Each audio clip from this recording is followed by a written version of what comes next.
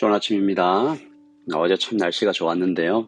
이렇게 계속 좋은 뉴질랜드 날씨가 되기를 바랍니다. 오늘 3월 첫째 날 수요일입니다. 우리에게 주신 하나님의 말씀 마태복음 15장 1절부터 20절까지 말씀을 보겠습니다. 그때에 바리새인과 서기관들이 예루살렘으로부터 예수께 나아와 이르되 당신의 제자들이 어찌하여 장로들의 전통을 범하나이까? 떡 먹을 때 손을 씻지 아니하나이다. 대답하여 이르시되 너희는 어찌하여 너희의 전통으로 하나님의 계명을 범하느냐? 하나님이 이르셨으되 내 부모를 공경하라 하시고 또 아버지나 어머니를 비방하는 자는 반드시 죽임을 당하리라 하셨거늘 너희는 이르되 누구든지 아버지에게나 어머니에게 말하기를 내가 드려 유익하게 할 것이 하나님께 드림이 되었다고 하기만 하면 그 부모를 공경할 것이 없다 하여 너희의 전통으로 하나님의 말씀을 폐하는도다. 외식하는 자들아, 이사야가 너희에 관하여 잘 예언하였도다. 일러스되 이 백성이 입술로는 나를 공경하되 마음은 내게서 멀도다. 사람의 계명으로 교훈을 삼아 가르치니 나를 헛되이 경배하는도다 하였느니라. 하시고 무리를 불러 이르시되 듣고 깨달으라. 입으로 들어가는 것이 사람을 더럽게 하는 것이 아니라 입에서 나오는 그것이 사람을 더럽게 하는 것이니라.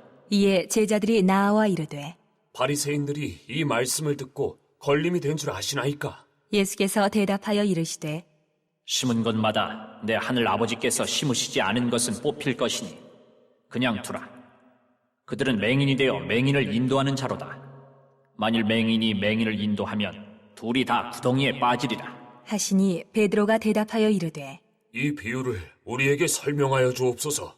예수께서 이르시되 너희도 아직까지 깨달음이 없느냐? 입으로 들어가는 모든 것은 배로 들어가서 뒤로 내버려지는 줄 알지 못하느냐? 입에서 나오는 것들은 마음에서 나오나니 이것이야말로 사람을 더럽게 하느니라. 마음에서 나오는 것은 악한 생각과 살인과 간음과 음란과 도둑질과 거짓 증언과 비방이니 이런 것들이 사람을 더럽게 하는 것이요 씻지 않은 손으로 먹는 것은 사람을 더럽게 하지 못하느니라. 아멘. 하나님의 말씀입니다. 한번 더 읽으시면서 묵상하시겠습니다.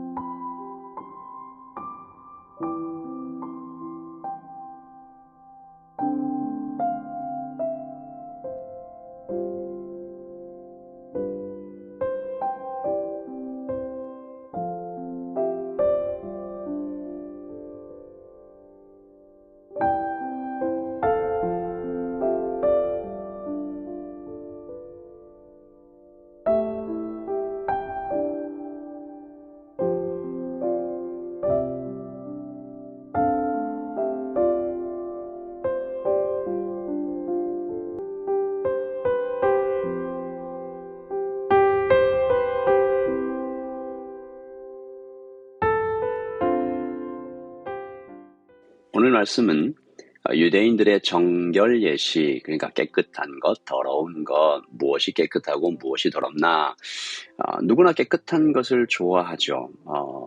이 사람도 깨끗한 사람, 더러운 사람, 뭐 이런 얘기가 있을 수 있는데, 이 깨끗할 때가 있고 더러울 때가 있을 수 있는 것 같아요. 그래서 언제 어떤 것이 사람을 더럽게 만드는가 이제 생각을 해봅니다. 오래 씻지 않고 오염된 것을 만지면 사람 더러워지죠. 하지만 그것보다 더 위험한 더러움이 있다라고 주님이 말씀하십니다. 흔히 사람을 몸과 마음 그리고 영혼 이렇게 세 가지로 이루어져 있다. Body and soul and spirit. 몸과 마음 그리고 영혼. 그렇다면 what is the most essential among three of them? 그러니까 셋 중에 가장 핵심은 뭘까요? Body and soul and spirit 중에 몸과 마음, 영혼 중에 가장 핵심 당연히 영혼입니다. 영혼과 마음이 더러워지는 것이 사람 전체를 더럽게 만드는 가장 위험한 더러움이다라는 거죠. 보이지 않아서 더 위험한 것 같아요. 보이지 않으니까 사람들이 잘 눈치를 못 채고 그리고 나뿐만 아니라 다른 사람들까지 오염시키는 그런 더러움입니다. 오늘 자기 자신은 더러운지 모르고 예수님께 와서 이 사람 더럽다, 당신의 제자들이 더럽다라고 불평하는 사람 바리새인들과 서기관들입니다. 그들이 본 더러움은 오늘 말씀 1절과 2절에 있습니다. 그때 바리새인들과 서기관들이 예루살렘으로부터 예수께 나와 이르되 2절 당신의 제자들이 어찌하여 장로들의 전통을 범하나이까 떡 먹을 때에 손을 씻지 아니하나이다. 여러분, 장로들의 전통 자체가 악한 것은 아니잖아요. 좋은 것이에요. 그러나 그것으로 사람을 해치면, 경건한 것으로, 거룩한 것으로 사람을 해치면 그것보다 악한 것이 없을 것 같습니다. 떡 먹을 때에 손을 씻으라 한 이유가 있을 거예요. 그래서 전통이 됐겠죠. 먼지 많이 날리는 팔레스타인에서 또 오염되기 쉬운 더운 나라에서 손을 씻고 무엇을 먹는 것 꼭 필요한 일이었을 거예요.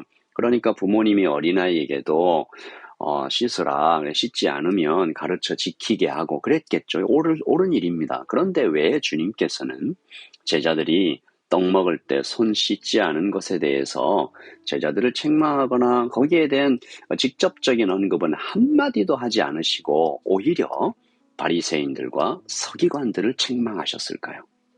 오늘 3절이죠. 대답하여 이르시되 너희는 어찌하여 너희의 전통으로 하나님의 계명을 범하느냐.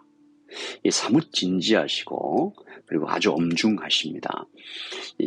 그들의 동기와 목적을 예수님께서 간파하신 거죠. 잘못된 동기와 잘못된 목적, motivation과 purpose가 너무 나빴던 거예요. 오늘 본문에 나오는 바리새인들과 서기관들은 일종의 이 조사단이었습니다. investigation 하러 나온 거예요. 예루살렘의 사내들인 종교회의로부터 여기로 직접 파견되었는데 이 당시 전국적으로 큰 영향을 끼치고 있었던 예수님의 사역, 병고침, 가르침에 대해서 investigation 해라, 조사해라. 그런데 목적이 조사가 아니었습니다. 모함하는 거죠. 아예 처음부터 뭔가 잘못한 것이 없나 이렇게 막 흠을 찾아내고 결국은 예수님을 죽이려는, 위험에 빠뜨리려는 그런 모티베이션을 가지고 있었습니다. 놀라운 것은 예수님께서 그들을 향하여서도 그렇게 잘못된 동기를 가지고 있는 그들에게도 그들을 아주 그냥 찍어 누르시는 것보다는 그들의 영혼을 흔들어 깨달음의 기회를 주시는 장면을 우리가 보고 있습니다. 그러니까 예수님께서 그들이 목숨처럼 여기던 바로 그 전통이 하나님의 말씀을 범하고 있다라는 걸 보여주시는 거죠. 오늘 말씀 4절에서 6절에 나타난 이 전통은 고르반이라는 이름인데 하나님께 바친 것은 누구도 건드릴 수 없다. 이것을 악용한 것입니다. 즉 어떤 사람이 고르반이라는 말을 써서 이 재물을, 어떤 돈을 이건 고르반이다 라고 맹세를 하면 그 돈이 이 부모님을 도와야 할 때 꼭 필요한, 절대적으로 필요한 것이라 하더라도 쓸 수가 없었어요. 이건 고르반이니까. 이건 하나님께 바쳐진 것이니까. 이거는 다른 어떤 용도로도 쓸 수 없다. 그러니까 부모님에게도 쓸 수 없다. 이것이 더욱 악한 것은 많은 경우 그들이 고르반이라고 해놓은 돈도 다 하나님께 바치지 않았어요. 아주 일부만 바치고 다른 것은 그냥 그들이 가졌습니다. 이런 일들이 이 종교 지도자들 안에서 또 일반 사람들 안에서도 공공연하게 일어나고 있었으니까 예수님은 바로 그들의 칼로 그들을 찌르신 것입니다. 그래서 그들이 절망하기를 바라셨어요. 다른 방법으로는 그들의 굳어버린 마음을 깨뜨릴 수 없음을 아셨습니다. 그리고 예수님은 하나님의 말씀으로 그들에게 마지막 결정타, 한 번 더 그들의 영혼을 흔들어 깨우십니다. 역시 그들이 너무나 잘 알고 존경하고 있는 이사야 선지자의 예언이죠. 8절과 9절입니다. 이 백성이 입술로는 나를 공경하되 마음은 내게서 멀도다. 사람의 계명으로 교훈을 삼아 가르치니 나를 헛되이 경배하는도다 하였느니라. 이렇게까지 얘기했는데 바리새인들과 서기관들 돌아섰을까요? 아닙니다. 이들 돌아서지 않았습니다. 제자들이 와서 증언하죠. 12절입니다. 이에 제자들이 나와 이르되 바리새인들이 이 말씀을 듣고 걸림이 된 줄 아시나이까. 듣고 회개하고 주님께로 돌아온 것이 아니고 마음에 걸렸다라는 거죠. 예수님은 아주 무서운 말씀으로 이 바리새인들과 서기관들의 케이스를 가지고 제자들을 가르치시는데 13절, 14절입니다. 예수께서 대답하여 이르시되 심은 것마다 내 하늘 아버지께서 심으시지 않은 것은 뽑힐 것이는 그냥 두라. 그냥 두라. Let it be. 하나님 아버지께서 심지 않으신 것은 다 뽑힐 것이다. 그냥 두라. 오늘 아침 이 짤막한 주님의 말씀이 저를 아주 두렵게 하고 또 슬프게 하며 용기를 줍니다. 여러분이 그냥 두면 될 것을 그냥 두라 하셨는데 그러면 그냥 두면 되잖아요. 그런데 왜 주님은 이 바리새인들에게 소중한 시간을 들여서 가르치고 또 이야기하시고 대화를 이어가시고 왜 그렇게 하실까요? 여전히 그들을 사랑하시기 때문입니다. 그래서 그냥 두라는 이 말씀은 슬픈 것이죠. 하나님의 그 마음을 예수님의 사랑하고 돌이키기를 바라는 마음을 계속 거절하고 있는 그들을 바라보는 것이 참 슬픕니다. 그리고 두려움이죠. 하나님께서 심지 않으신 것은 뽑힌다. 오늘 제 마음 안에 그리고 우리 안에 하나님께서 심지 않으신 것은 과연 무엇이 있을까요? 내 마음대로 그냥 심어놓고 그리고 막 소중하게 여겨요. 그래서 막 무럭무럭 자라도록 거기에 물도 줘요. 그런 것들은 뭐가 있을까요? 하나님께서 심지 않으신 것은 다 뽑힙니다.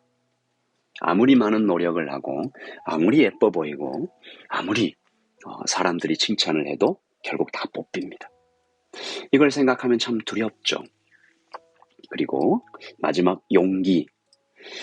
이 말씀을 좀 거꾸로 우리가 보면 이렇게 볼 수 있겠죠. 하늘 아버지께서 심으신 것은 절대로 뽑히지 않고 꺾이지 않고 자랄 것이다. 하나님이 나에게 주신 약속은 결국 이루어질 것이다. 여러분, 그냥 두라는 이 짤막한 말씀 가운데 슬픔도 있고 두려움도 있고 하나님 우리에게 주시는 용기도 있습니다. 위로도 있습니다. 마지막 시대를 살아가고 있지요. 뭐가 더럽고 뭐가 깨끗한지 자꾸 이렇게 헷갈리는 시대입니다. 내 안에 하나님께서 심으신 것은 무엇이고 하나님께서 심지 않고 내 마음대로 심어버린 것은 무엇인지 살펴보면서 하나님 깨끗한 성도, 깨끗한 제자, 깨끗한 마음을 갖게 해주세요. 우리 기도하면서 오늘 하루를 시작하겠습니다. 기도하겠습니다. 하나님 아버지 깨끗하게 해주세요. 뭐가 더럽고 뭐가 깨끗한지 잘 볼 수 있는 눈을 주세요. 더러운 것을 보면 아파하는 마음을 주세요. 무서워하는 마음을 주세요. 하나님께서 심지 않으신 것은 빨리 뽑아버리게 해주세요. 하나님 아닌 것이 하나님의 자리에 앉아서 나를 자꾸 조종하려는 것, 하나님 아깝게 여기지 말고 버리게 해주세요. 사도 바울이 그랬던 것처럼 배설물처럼 여기며 주저하지 않고 아쉬워하지 않고 싹 다 버리게 해주세요. 그리고 하나님께서 내게 주신 것, 심으신 것 결국 이루어진다. 지금은 상황이 좋지 않아도 지금은 모든 것이 다 보이지 않아도 하나님께서 이끄셔서 걷고 있는 길은 반드시 밝아지고 생명길임을 하나님 우리가 믿게 해주세요. 아버지 하나님 오늘도 전 세계에서 고통당하고 있는 많은 형제와 자매들에게 하나님이 진정한 위로가 되시고 도움이 되시는 거룩한 날, 행복한 날, 생명의 날이 되기를 원합니다. 예수님의 이름으로 기도합니다. 아멘. 여러분, 좋은 하루 보내십시오. 주님의 말씀으로 평안하시기를 바랍니다.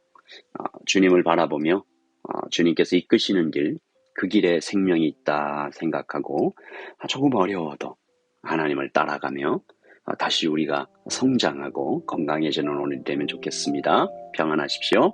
샬롬.